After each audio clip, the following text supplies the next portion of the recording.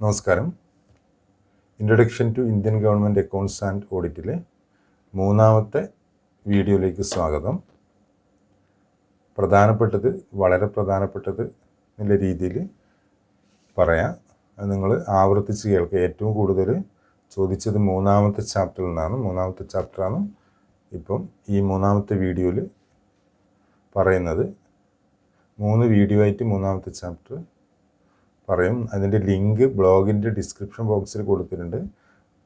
പ്രധാനപ്പെട്ടതിൻ്റെ translation കൊടുത്തിട്ടുണ്ട്. അതൊന്ന് മനസ്സിലാക്കാം. 43ാമത്തെ ചോദ്യം. In a parliamentary setup which of the following does not apply on the overall process of financial administration? A. Legislative control, B. Administrative control, C. Executive control, D. Audit control. ഉത്തരം executive control. എന്നാൽ financial administration ഏതാണെന്ന് ചോദിച്ചാൽ അതിനൊരു code പറയാം, ലാന്ന് ഓർമ്മിക്കുക. LAA. Legislative control, administrative control, audit control. 44ാമത്തെ ചോദ്യം.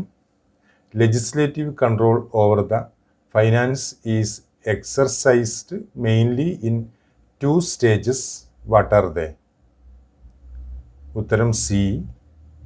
First at the time of policy making and the second in controlling the implementation of policy. First policy making, second implementation of policy. അടുത്ത ചോദ്യം.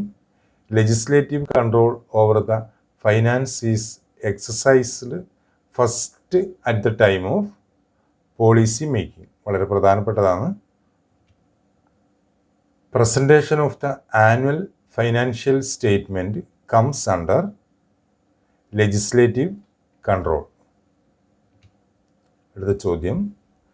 The initial control, that is policy making, is exercised at the time of the presentation of the dash showing the estimated receipt and proposed expenditure of the state administration. The initial control, that is policy making, is exercised at the time of the presentation of the annual budget showing the estimated receipt and proposed expenditure of the state administration. അടുത്ത ചോദ്യം.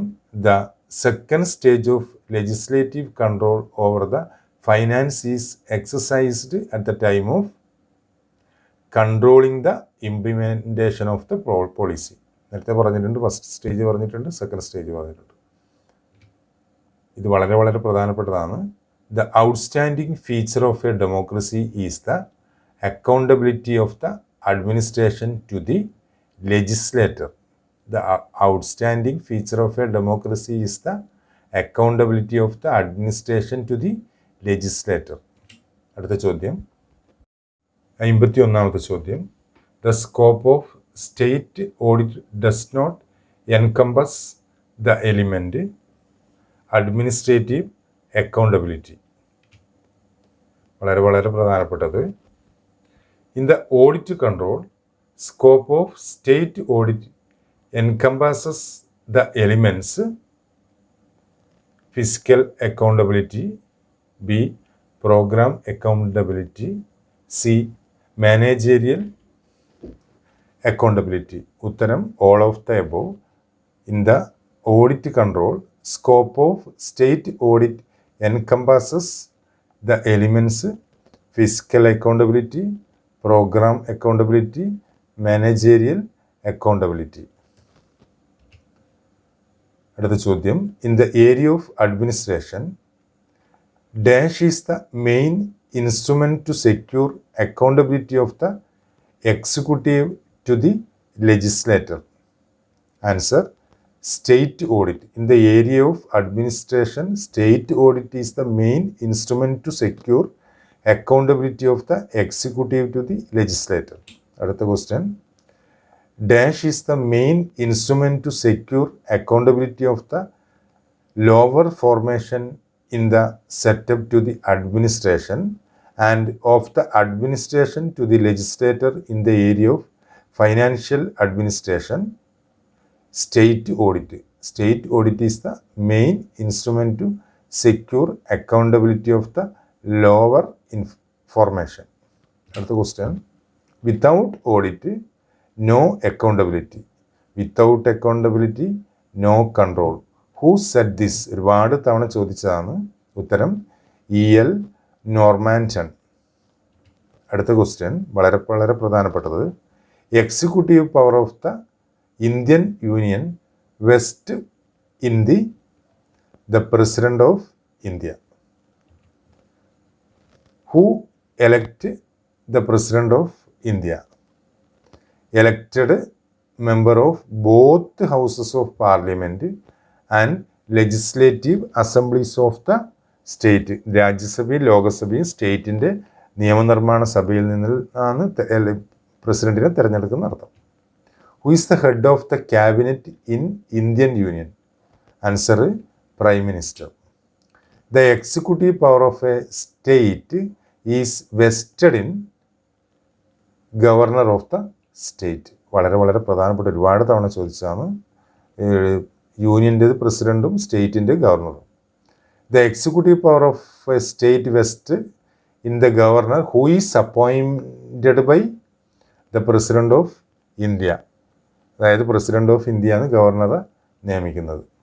Every union territory is administered by the president through an administrator. കേന്ദ്രഭരണ പ്രദേശത്ത് administrate നടത്തുന്നത് പ്രസിഡന്റാണ്. പിന്നെ ആര് വഴി? An administrator വഴിയാണ് ഭരണം നടത്തുന്നത് കേന്ദ്രഭരണ പ്രദേശത്ത്. അടുത്ത വളരെ വളരെ പ്രധാനപ്പെട്ടാണ്. The distribution of the legislative powers between the union and the state is governed by Article 246 of the Constitution of India. Article 246 of the Constitution of India ഓർമ്മിക്കാനുള്ള ഒരു code 246. The distribution of the legislative powers between the union and the state is governed by Article 246. അടുത്ത question. Exclusive powers to make laws in respect of matters enumerated in list 2, അതായത് state list. West with state legislator. Powers in respect of matters not enumerated in list 2nd and 3rd of the Constitution, including any tax not mentioned in either of these lists, vest in Parliament.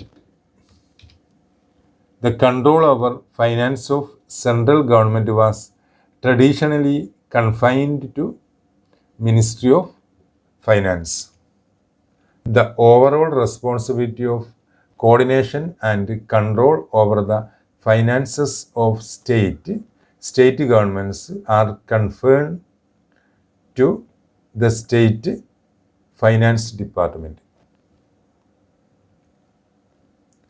The initial responsibility for the administration of each government department is laid upon the concerned head of the department. പ്രധാനപ്പെട്ടതാണ്.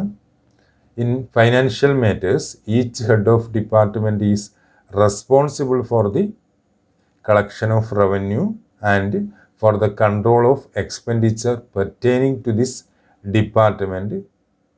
അതാണ് അതിൻ്റെ ഉത്തരം. In financial matters, who is responsible for the collection of revenue and for control of expenditure pertaining to this department, the receipt and disbursement of which are effected at various places and through various persons. Answer, each head of a department. അടുത്ത വളരെ പ്രധാനപ്പെട്ടത്. As per the Article 266 of the Constitution of India, each state has a separate fund known as Public Account of the State. Revenue received by state government is credited to, വളരെ പ്രധാനപ്പെട്ടതാണ്, Consolidated Fund of the State.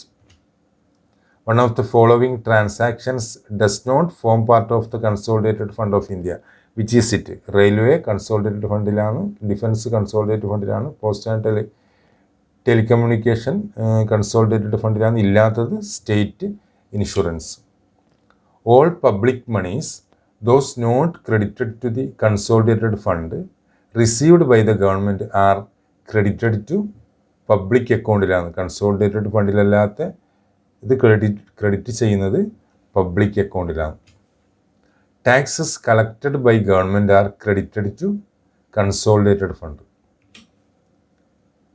Dash fund established by the legislature of a state in the nature of interest kept with the governor, contingency fund.